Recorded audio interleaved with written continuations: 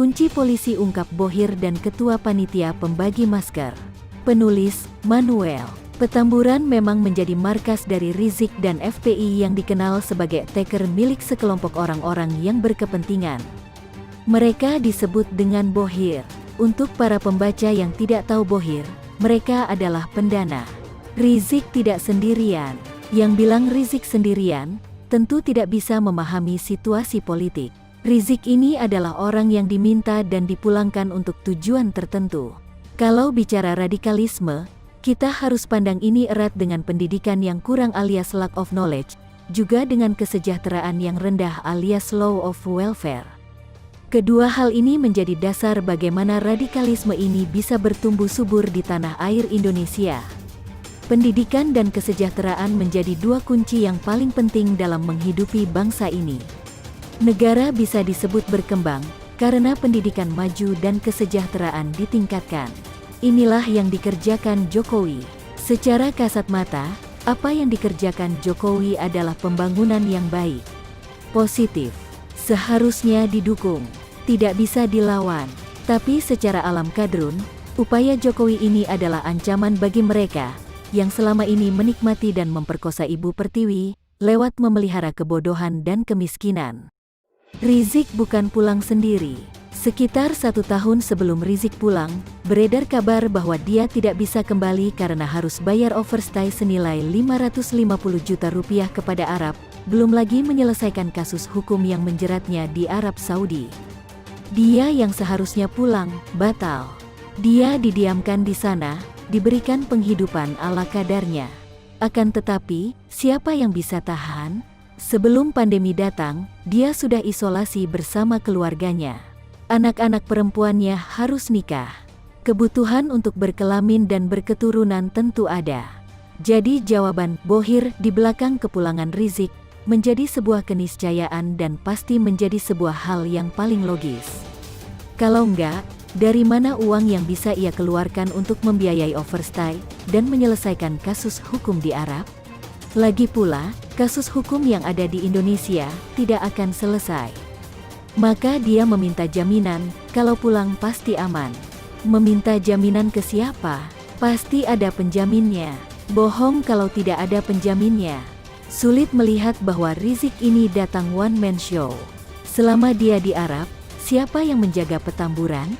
Pasti butuh bibit, bebek dan bobot yang cukup untuk memastikan keberadaannya. Selain menjamin kepulangannya, tentu Rizik ingin dijamin juga kasus-kasus hukumnya. Beres. Semua selesai. Begitulah ucap Bohir. Para Bohir yang ada, sampai saat ini masih misterius. Disebut-sebut santer terdengar nama Chaplin. Ada juga yang mengatakan Kayu Harum. Ada juga yang mengatakan bahwa Ciketiak. Semuanya bisa saja disebut. Saya menduga lebih jauh lagi, justru bahwa Rizik ketika ditangkap polisi, jauh lebih baik. Kenapa? Karena Rizik ini sudah tidak terpakai lagi. Namanya sudah terlalu kotor. Orang ini sudah mentok, sudah jenuh, sudah tidak bisa diangkat-angkat lagi. Disanjung-sanjung sebagai imam besar, tidak mengangkat namanya seperti saat ia bersama dengan para ulama lainnya seperti Ma'ruf Amin, menuntut proses hukum Ahok. Di mata para Bohir, nama Rizik sudah selesai. Dia sudah terlalu buruk namanya. Dan di dunia mafia, jika sudah tidak terpakai, seorang akan dibuang. Kalau bisa, tinggal nama saja. Jadi mungkin saya akan melanjutkan narasi yang mengatakan bahwa Rizik takut polisi, itu mungkin kurang tepat. Lebih masuk akal jika kita mengatakan bahwa Rizik lebih takut kepada para Bohir yang siap menghabisinya. Polisi menyelamatkan Rizik. Dan dengan menyelamatkan Rizik, polisi tidak bisa dikambing hitamkan lagi. Rizik diberi makan nasi kotak sampai keluar 2 jempol. Setelah Rizik tertangkap, apakah peperangan selesai? Tidak, masih ada orang-orang yang diduga ada di belakang kepulangan Rizik. Mereka ini jauh lebih berbahaya. Dan PR berar bagi TNI Polri BIN untuk mengusut tuntas. Rizik bisa menjadi living witness untuk membongkar para Bohir. Bisa dimulai dari tokoh-tokoh siapa saja yang pernah datang ke Arab berjumpa dengannya, mencari keterkaitan tersebut. Terlalu banyak pertanyaan yang bisa diberikan kepada Rizik. Sudah banyak politisi yang datangi Rizik. Ada beberapa yang kita tahu, foto bersama. Mulai dari sana, lanjut ke tokoh yang tidak berfoto bersama. Saya yakin, akan ada nama-nama baru. Dunia politik akan mencengangkan. Kalau musuh ini, mungkin bisa dilawan tidak hanya lewat kekuatan fisik.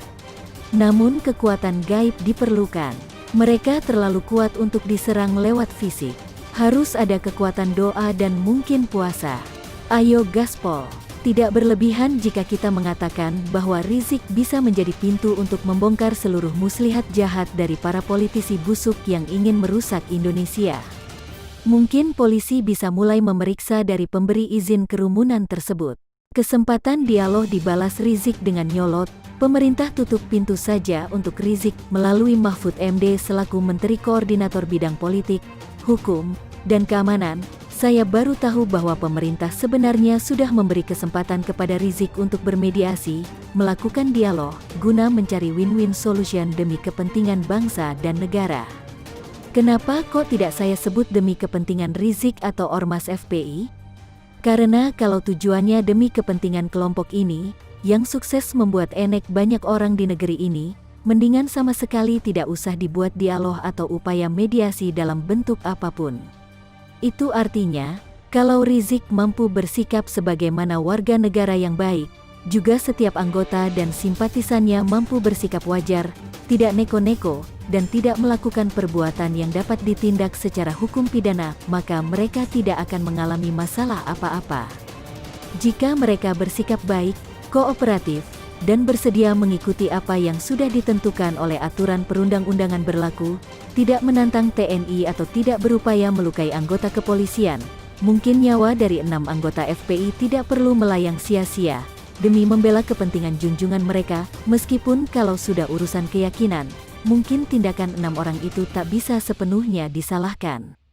Sebelum dilanjutkan, saya akan kutipkan lebih dahulu perkataan Mahfud MD, seperti dilansir dari laman Kompas, yang merujuk pernyataan Mahfud MD lewat akun Twitter @mohmahfudmed pada Sabtu kemarin, tanggal 12 Desember tahun 2020, pada hari yang sama ketika Rizik menyerahkan diri ke pihak yang berwajib. Saya tegaskan pemerintah tak berencana rekonsiliasi dengan Muhammad Rizik Syihab, MRS.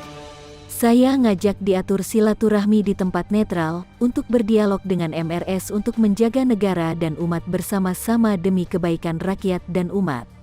Hari pertama dia berpidato lantang, mau rekonsiliasi dengan syarat pemerintah membebaskan terpidana teroris, melepas tersangka tindak pidana dengan nama-nama tertentu. Loh, belum silaturahmi sudah minta syarat tinggi. Membaca pernyataan Mahfud MD ini, saya kok ikut-ikutan meradang ya. Orang itu sungguh tidak tahu diri, juga tidak menyadari bahwa dirinya dalam posisi membutuhkan uluran tangan pemerintah, yang kalau bersedia sedikit melunak, mungkin dapat membuat Rizik aman, nyaman, dan bisa menikmati masa tuanya di Indonesia. Niat pemerintah baik, malah nyolot, seperti pepatah, minta hati merogoh jantung, yang kalau keinginannya dituruti, justru akan semakin melunjak. Namun, dengan pidato lantang khas seorang Rizik Syihab, yang seolah-olah merasa bahwa dirinya punya posisi tawar yang kuat, sudah seharusnya pemerintah memang tidak perlu lagi membuka pintu untuk dialog, mediasi, apalagi rekonsiliasi dengan orang itu. Wong sudah tidak tahu diri kok, buat apa juga berusaha rekonsiliasi, nanti malah percuma. Karena itu, Mahfud menegaskan pemerintah tidak akan berekonsiliasi dengan Rizik. Pernyataan yang sungguh tepat, tetapi saya masih sedikit khawatir kalau pernyataan itu ke depan akan kembali melunak, karena melihat masih ada deal-deal politik tertentu terkait Rizik atau siapapun yang berada di belakang Big Imam sebagai sponsor utama dari aksi-aksinya selama ini. Lebih baik Rizik memang diperlakukan sebagai warga negara biasa, di mana hak-haknya memang bisa diperoleh sebagaimana warga negara lainnya, tetapi jika melakukan tindakan pidana, juga perlu diproses secara hukum, menurut aturan perundang-undangan yang berlaku di negeri ini. Bagaimana jika pengikutnya atau siapapun yang merasa gak terima kalau Rizik dibui, lantas berulah dengan mendatangi polsek tertentu, sengaja bikin rebut, atau melakukan perlawanan di luar prosedur hukum yang sah? Ya, silakan dicoba kalau mau berurusan dengan ketegasan aparat, yang kini tampaknya tak ada keraguan untuk berurusan dengan ormas atau kelompok yang berulah di negeri ini. Presiden Joko Widodo juga sudah memberi kode bahwa aparat dapat melakukan tindakan yang tegas dan terukur terkait situasi yang dapat membahayakan keamanan masyarakat atau dapat mengusik ketenteraman dalam hidup berbangsa dan bernegara. Dan, daripada membuka pintu rekonsiliasi dengan Rizik dan kelompoknya, sungguh jauh lebih baik jika saat ini pemerintah berpikir keras dan lebih berfokus untuk mulai mengikis, dengan tujuan akhir menghilangkan segala pengaruh dari pemikiran radikalisme, yang sudah sekian waktu merasuk ke segala bidang kehidupan di negeri ini, supaya kelak generasi penerus bangsa tak lagi was-was untuk menjalani hidup di negeri sendiri. Pokoknya gaspol terus dan jangan kasih kendor, mumpung momentum sedang bagus.